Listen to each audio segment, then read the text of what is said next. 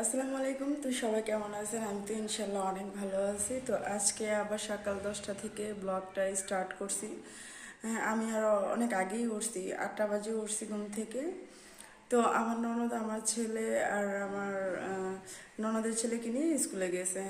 কয়েকদিন ধরে স্কুলে যাওয়া হয় না, যেহেতু বাসার কাজ ধরা হয়েছিল। তো অনেক ঝামেলার কারণে স্কুল আর কি নেওয়া হয়নি। তো আজকে থেকে আর কি আবার কন্টিনিউ শুরু করবে। যেহেতু বাচ্চা, ওরা কিন্তু স্কুলে না গেলে ওই পড়াশোনাটাও ভালোভাবে হয় না। তাই আর কি আমার ননদ আজকে নিয়ে গেছে ওদের দুজনকে। আমি আর কি ভাবলাম যে না ঘুমাই, আমি সব কিছু ক্লিন করি। তো আমি ঘর বাড়ি সব কিছুই পরিষ্কার করছি, পাকঘর। এখন আমি তরকারি কাটতেছি। তো আমি কিভাবে পুরোটা বাড়ি গুছাইলাম সেটা আপনাদের সাথে শেয়ার করব।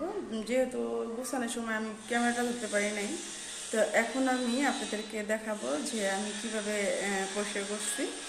তো দেখতে থাকুন। আর আমার ভিডিওটা যদি ভালো লেগে থাকে অবশ্যই লাইক, কমেন্ট, শেয়ার, সাবস্ক্রাইব করবেন। আর আমার সাথেই থাকবেন, আমার পাশেই থাকবেন। তো দেখতে থাকুন। এই যে এই রুমটা গুছানো হয়েছে, মানে ঘটনা কি যে হ্যাঁ, এখনো ফার্নিচার যে আনবো কতদিন পরে, এই কারণে আর কি ওরকমভাবে। তো এটা আর কি আমার ননদের হাজব্যান্ড থাকে এই রুমে, ঠিক আছে, এই রুমে থাকে। তো এটা আমি গুছাই নেই, উনি এখনই ভেবে গেছে এখন গুছাবো। তো এটা হচ্ছে আর কি আপনার যে ড্রয়িং রুম। হুম, মানে কি বলবো, খালি বাসা হইলে যে কত প্যারা, আরও বেশি অনেক সময় লং টাইম লাগে গুছাইতে। তো এখানে হচ্ছে আমার ননদের ছেলে বড়টা আর আমার ছেলে বড়টা, এখানে আর কি আমাদের রুমটা। তো যে দেখেন আমি যতটুকু পারছি গুছাইছি। তো এখানে প্যান্টগুলো এগুলো গুছে নিই, মানে রাখার মতো ওরকম কিছু আনিনি, তো আনবো আজকে। হ্যাঁ, তো এই যে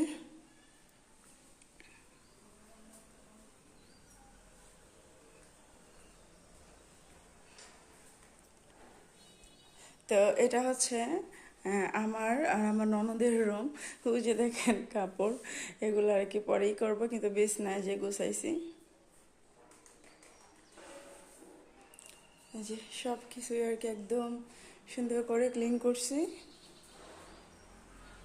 ভাবলাম যেহেতু ননদ বাসায় নাই, আমি এগুলা করে ফেলি, আমার ননদের একটু উপকার হবে। হ্যাঁ, তো এই যে আমি এই পাকঘরের অবস্থা অনেক নাজেহাল ছিল, যেহেতু রাত্রে সবাই আমরা খাওয়া দাওয়া করছিলাম। তো এখন এই যে সব কিছুই পরিষ্কার করছি, কড়াইটা আর কি মাজিয়ে রাখছি, যেহেতু এখন রান্না বসাবো। হ্যাঁ, দুপুর টাইম হয়ে আসতেছে। বাচ্চারা আসলে অবশ্য নাস্তা করবো, নাস্তা আনাইছি। আর বড় ছেলে দুটো গেছে স্কুলে, ছোট দুটো আসবে এখন কিছুক্ষণের মধ্যেই। তো এই যে সব কিছু আর কি পরিষ্কার করা হয়েছে। তো কেমন হয়েছে অবশ্যই জানাবেন। যেহেতু আমাদের সব কিছু মাল সাপানা এখনো আনা হয় নাই। হ্যাঁ, তো আনলে হয়তো বা আরও সুন্দর হইতো দেখতে। যাই হোক, যখন আনবো তখন তো আপনাদের সাথে শেয়ার করবোই। আমার ননদ আর কি একটু পরে আর কি ওদেরকে নিয়ে আসবে। নিয়ে আসলে আমরা সবাই একসাথে আর কি নাস্তা করব। হ্যাঁ, নাস্তা করে দিন হচ্ছে আপনার পরে আর কি ওই রান্না বান্না করব। তো আমার মনে হয় আমার ননদ ওই ওই স্কুল থেকে, কারণ 10টার দিকে স্কুল ছুটি হয়ে যায়। তো আমার মনে হয় যে ওই বাসায় গেছে, কারণ ফ্রিজ ট্রিজ যেহেতু ওই বাড়িতে আমাদের।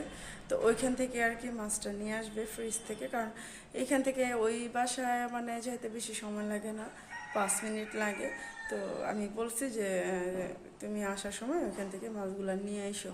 তো নিয়ে আসলে রান্না বান্না করব। তো দেখতে থাকুন ভিডিওটা।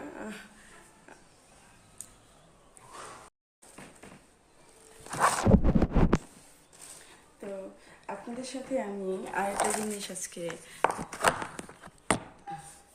শেয়ার করব। তো সেটা হচ্ছে, আমি তো এটা দেখাতে পারতেছি না যেভাবে দেখাই। হ্যাঁ, আমি আপনারা কি কি বলবেন আমি জানি না। তো এটা আমি শীত আসার পর থেকে মানে এই কাজটা করতেছি। এই যে দেখেন, মানে ওই তরকারি আমি খাটের মধ্যে বইসা কাটতেছি। হ্যাঁ, কতটুকু মানে অলস হইলে আমি এরকম কাজ করি। আপনারা করেন কিনা অবশ্যই জানাবেন। কি বলবো, মানে নিচে টাইলস এত পরিমাণে আপনার ঠান্ডা।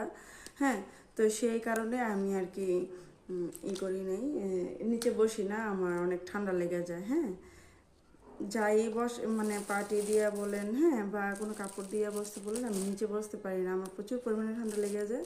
আর ঠান্ডা লাগলে হ্যাঁ তগ্নগত আমার ডাক্তার কাছে যেতে হয়, দেন হচ্ছে আপনার ওই গ্যাস দিতে হয়, অনেক ঝামেলা। তো সেই কারণে আমি নিজে সেফ থাকার জন্য আমি খাটের মধ্যে বসি। তো আপনাদেরকেও দেখাইতেছি, না দেখলে বুঝবেন না যে আমি খাটের মধ্যে বসে কথা বলতেছি। তো আমার মতো এরকম কে কে করেন অবশ্যই কমেন্ট করে জানাবেন, ঠিক আছে? তো আমার হাজব্যান্ড এসব পছন্দ করে না যে খাটের মধ্যে বসে এইভাবে আমিও করি না, বাট কি করব, আমার নিজের সেফ থাকার জন্য, আমার ভালো থাকার জন্য আমার নিজেকেই তো করতে হবে, তাই না? তো এই কারণে আমি খাটের মধ্যে বসে সবসময়, বেশিরভাগই আমি খাটের মধ্যে বসে তরকারি কাটি। তো আপনারা কিছু মনে করবেন না, আমি এটা না শেয়ার করলেও পারতাম, কিন্তু করলাম। আপনারা আমার ভালো লাগার মানুষ, তাই শেয়ার করলাম।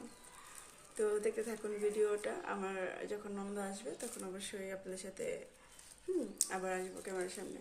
তো দেখতে থাকুন। তো আমার ননদরা এসে পড়ছে, তো আপনাদের সাথে শেয়ার করবো।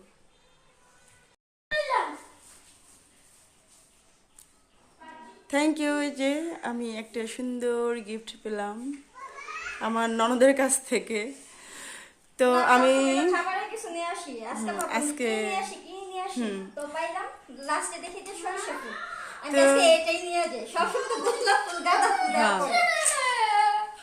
কি হয়েছে, নাস্তা করবা? আচ্ছা ঠিক আছে দিদাছি।